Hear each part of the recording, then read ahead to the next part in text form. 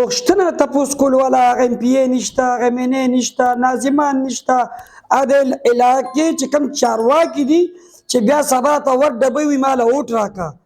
نن زه د هغوی نه دا تپوس کوم، تاسو د دې بجلۍ د دې علاقې تپوس نه شئ کولی؟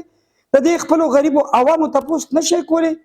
ستاسو ورور ستاسو قربان منصور خان په کې پی ټایم ډیجیټل په شیشه باندې نیغ په نیغه نن به د لوډ شیډینګ حوالې سره څه خبرې کوو. په ملک کې لوډ شیډینګ یو ډېر ناروا سلوک راغشتی دی او خاص کر په کې پی کې لوډ شیډینګ داسې ناروا سلوک راغشتی دی. حشنغرې، لورې، فقیر آباد، افغان کلونه، دلزاک روډ، فیصل کلونه، مومن ټون چې څونه د پېښور د ورکوټي سرکر دي دې ځای کې خو موږ به چې واړو ګنټه ګنټه به بجلي نه وه.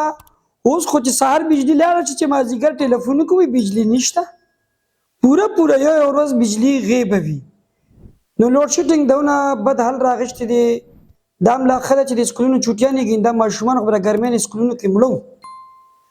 د لوډ شیډینګ سره بیا اوبه نه وي، په کور کې اوبه نه وي، د څښلو اوبه نه وي، د مانځه اوبه نه وي، په جوماتونو کې اوبه نه وي. بجلي مطلب دا دی چې 20 ګنټې بجلي نه وي. نو موږ به دا فریاد دا جړه کوو چاته.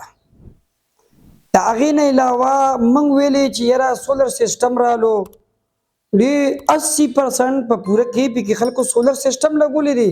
که جومات کې ګورې سولر دی، په کورونو کې ګورې سولر دی. نو موږ وایو لکه دا بجلي به ښه شي.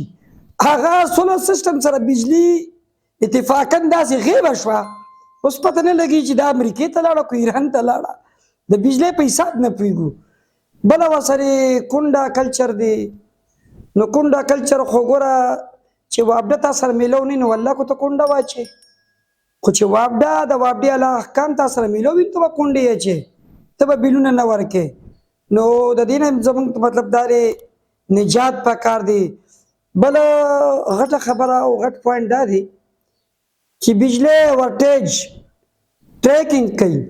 بجلی راله بجلی لاړه، بجلی راله بجلی لاړه، فریج وسوځېدو، اے سی وسوځېدو، پکې نه لګي بلبونه وسوځېدو.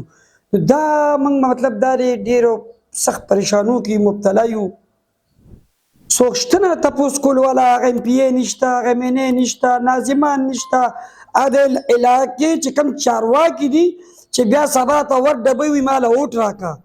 نن زه د هغوی نه دا تپوس کوم، تاسو د دې بجلۍ د دې علاقې تپوس نه شئ کولی؟ د دې خپلو غریبو عوامو تپوس نه شئ کولی؟ د بجلۍ څه خپل ټایمینګ پکار دی.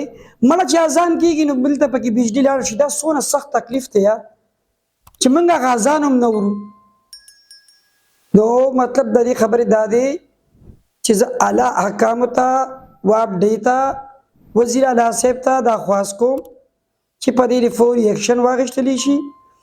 وزیر اعلی صاحب ته خو دا خواست کوم چې خپلې صوبې ته توجه ورکړه، خپله صوبه دې راغونډه کړه. پرېږده دا جلسې، دا جلوسونه او دا های او پیټ دا یو سیاسي ډرامې دي.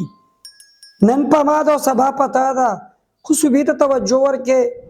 د بجلۍ لوډ شیډینګ ورسره پرېږدې چې ګیس هم نه وي، نو اوبه هم نه وي، ګیس هم نه وي، بجلي هم نه وي، نو چې انسان نه مري مړه په خپله مري. نو برای مهرباني زما د خبرې مقصد دا و چې وابډې اهلکارو له پکار دي چې کوم د کوم کلچر کونډه کلچر خبره وکړه چې د دې په سره خپل وابډه پولیس هم شته، یو ټیم ورته محسوس کړي د شپې د چای په وخت، د شپې نه وخت، د غرمې وخت، په خپله به دا ریکوري هم کېږي. بله غټه خبردار بجلي شته نه، سهار نه مازدیګره پورې بجلي وینه. او د میاشتې بیل چې وګورې وروره خدای دې وبخښه نو د 10,000 نه بره وي او په ښکته نه وي. مونږ خو ویل دا زه بجلي نشته نو کېږي میټرې ولاړي، میټرې خو ولاړې دي، خو میټرو کې چې کوم دا بیلونه دي دا ولاړ نه دي. پرون راته یو ملګري کال وکړو، وایي څه غم رالو که د بچو ویډیو راته راولېږئ، بچي مې مري د ګرمۍ نه. چا ویډیو مو وکته، تاسو ما سره په دې دغه کلیپ تاسو په دې ویډیو کې ما سره وګورئ. 3 ماشومان د ګرمۍ نه کمیسونه ایستي وو او په ځمکه لوغړېدل.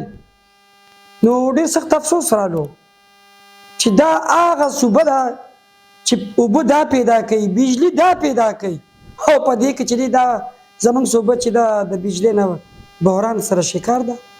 نو زه اعلی چارواکو ته د وابډې حکام ته او خاص کر زمونږ وزیر اعلی صاحب ته یو عجزانه خواست کوو چې د دې لوډ شیډینګ نه به موږ ته څه نجات میلو شي او که نه